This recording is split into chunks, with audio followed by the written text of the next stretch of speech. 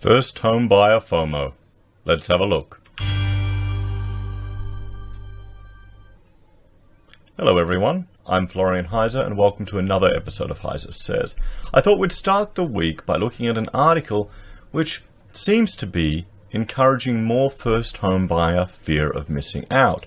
Now the term is called FOMO, F-O-M-O, fear of missing out, and it's become, well, much more commonly discussed in our social media world, where people present a picture of their lives which may not align with reality, but can cause anxiety and angst among other people who are fearful that they're missing out on the great lives that people are having. It's a big problem with millennials and young people, particularly those that have been exposed to social media their whole life.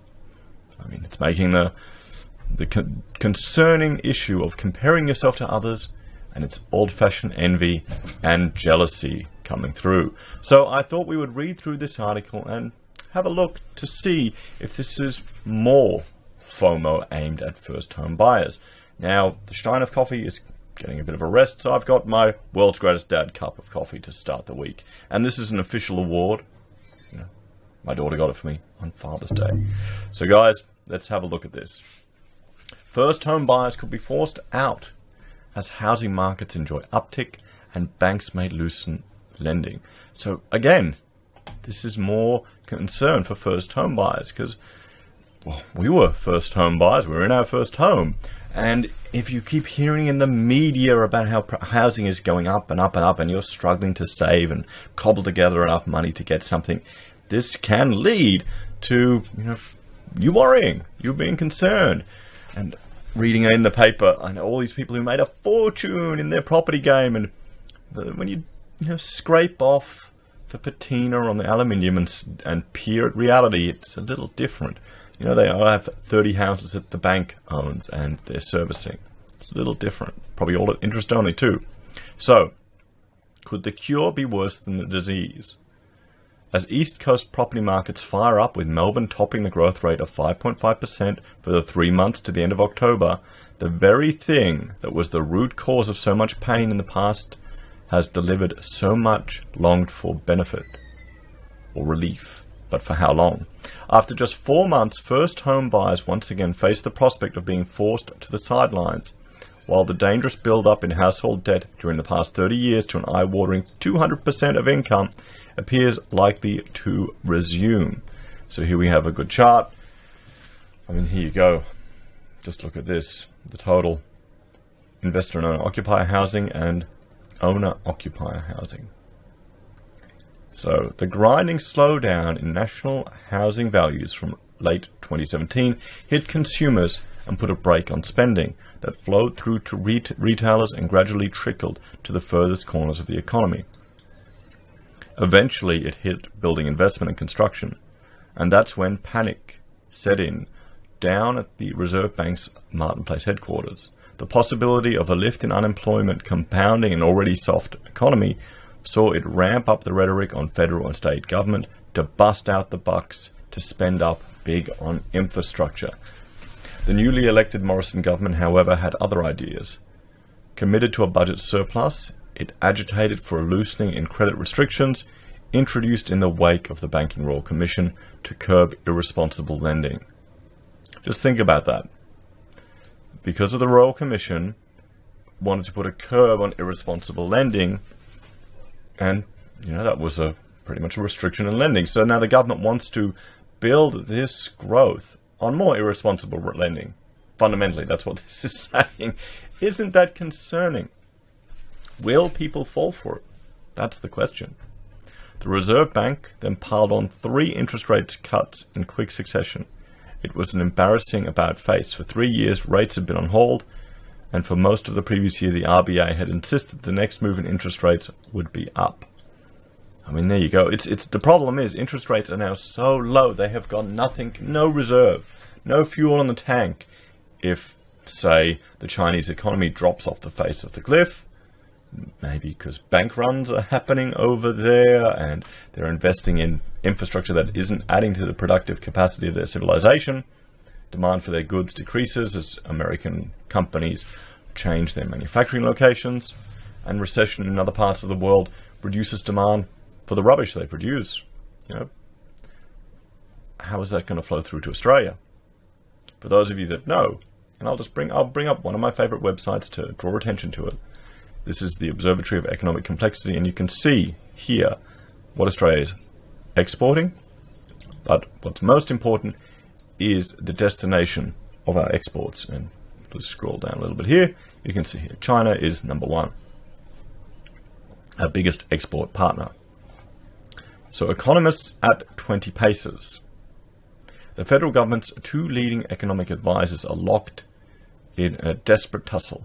In what appears to be the ultimate case of irony, or even pass the parcel, Philip Lowe, Reserve Bank Governor and Supreme Commander of Monetary Policy, has argued that interest rates policy has reached its limit and it's time to employ fiscal policy.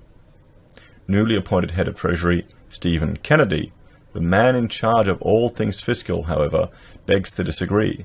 His open statement to a Senate committee a fortnight ago laid out in perfect harmony with Prime Minister Scott Morrison why the government should resist the temptation for a spending splurge. According to Dr. Kennedy, interest rates should do all the heavy lifting when it comes to economic management. While serious global economic challenges are afoot, he firmly believes the budget should only be used to stimulate the economy in extreme cases. Well, this is the problem. We could be on the verge of extreme cases, but all the data that they're using to make these decisions is out of date by the time they get it. So it's strange. I mean, people are going, Florin, make a prediction about what's going to happen. Well, here's the situation, guys. We have a very complex emergent system. We have limited data to base predictions on, and there are external factors that are beyond our control. So you can make a series of different predictions what could happen if. So let's say if the Chinese economy goes down, what would happen then to Australia? Well, there could be a few things that could happen. Our budget would probably not be in surplus. We'd lose tax revenue. There'd be a decline in the mining industry, a decline in all the sectors that support that industry. And then that would flow through to the communities that support those. And because we've got fly in, fly out, a lot of those people are based in our major cities. So you're going to have the rural areas which are hurting because of the drought as well. They're also hurt because of the reduction in mining. And then our cities and workers there will hurt as well. And that will flow through to the retail sector, which is employing 10% of the workforce, which is already in trouble. And then, that's before we even discuss anything to do with the interest-only loans that are coming up and the banking sector.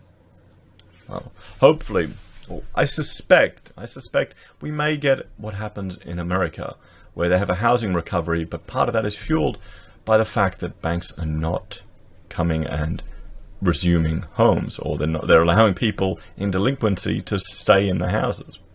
So it's all a bit artificial. Can you see, with all these interest-only loans, can you see the banks pushing a whole lot of people to default straight away? I can see it happening maybe very slowly over time, because remember, these houses aren't yours, they're the banks. They're the bank's assets. They make part of their asset spread to meet their APRA requirements.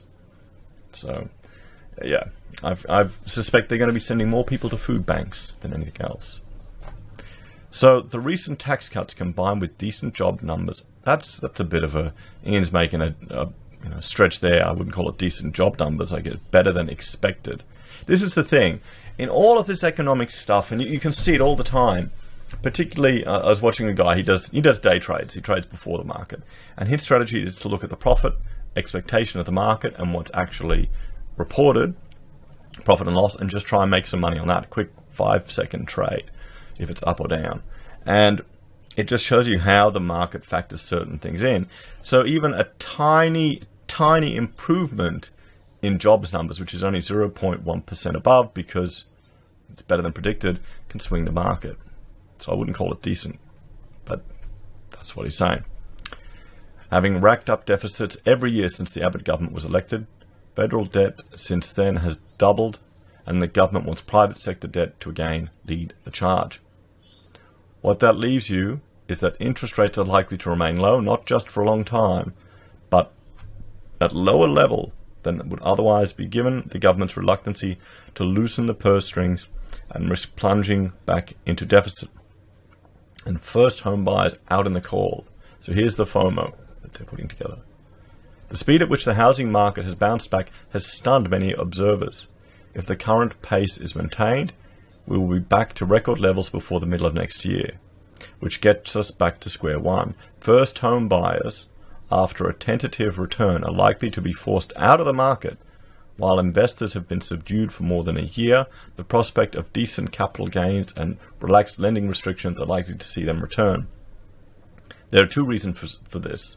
The official interest rate below 1%. The hunt for yield will force investors into riskier areas. With the coalition election win early this year, any chance of diluting the tax incentives, negative gearings or capital gains have been obliterated for years to come. On top of that, housing construction has slowed to a snail's pace. Residential approvals bounced in September, but they're still close to a 6-year low. With reduced future supply, that's only going to add to pressure on housing prices, particularly if the federal government maintains its current high levels of immigration. So this is another thing. You've got immigration here putting pressure on housing demand, but we've had a crazy amount of oversupply as well. So is that going to take time? And also, guys, don't forget, we've got completely decimated confidence in the apartment sector. You know, how many first home buyers are going to buy an apartment? And that puts the Reserve Bank in a tight corner. Slowing construction could add to unemployment at a time when households are struggling under a mountain of debt. In the absence of any help from the government, its only option is to continue cutting rates while possibly trying to put a brake on prices through the reintroduction of lending controls. Westpac's Bill Evans reckons the next rate cut will come in February, while UBS's George Thorough is penciling in a possible cut to 0.25% by mid-next year, depending on how the central banks behave. So homeowners to the rescue. The federal government has a lot riding on a housing boom rerun. For months it has been urging banks to lend in the hope that a rising housing market will reignite the wealth effect. Okay, if that's true, that's terrible. That is completely non-productive investment. That's no manufacturing, that's no development. The Australian economy, and we'll jump back to this website, guys, if you're not aware, our economy is insanely primitive. Okay? We are literally still a colony. We're producing raw materials for the advanced nations. We're sending stuff. We're a colony, guys. Australia's a colony. Just keep that in mind. So, and just building more houses in the colony isn't going to add to the productive or advancement of the colony, is it? So, back to the article. That is, if households feel richer, so they might not necessarily be, but if they feel, perhaps they'll start spending again. For the past 2 years, we've had a negative wealth effect. When housing was in decline, consumers curtailed spending and retail took a pounding. The problem is, this time around, there's very little headroom for increased spending. Households are hocked to the eyeballs with record debt levels, and wages growth has been painfully weak for years. Not surprisingly, consumers are still gun shy. In fact, figures released by the Australian Bureau of Statistics last week indicated that mortgage credit growth in September had reached its lowest level on record. Given the mini boom in housing and the recent uptick in auction clearance rates, they keep talking about auction clearance rates. They're irrelevant. That just doesn't make sense.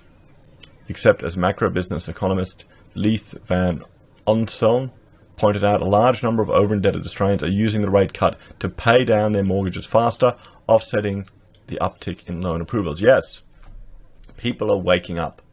People are waking up. People are worried. That huge slowdown in the construction sector means people are preparing. They're preparing, guys. If your pipeline of future work is quiet, you prepare. So while businesses have jumped back while buyers have jumped back into the market, existing homeowners have decided reducing debt is their primary goal, thereby knocking a mighty black hole in the hopes that consumers will head back to the shops. The RBA kicked off a housing boom in 2012 to offset the end of the mining boom with a series of rate cuts that propels household debt to near toxic levels. Now we're at it again. So it shows you that they're just trying to do the same old tricks. The same old tricks. I think in the long term, it's not going to add much to the civilization. That's concerning. Guys, let me know what you think. What's your take on this? You know, Do you think it's just will it be a boom, or is it just a dead cat bounce? Do you think in the long term this is the way to build a nation? Thanks for watching. Like, share and subscribe. And I think my breakfast is ready, so I'm going to go. See you all later.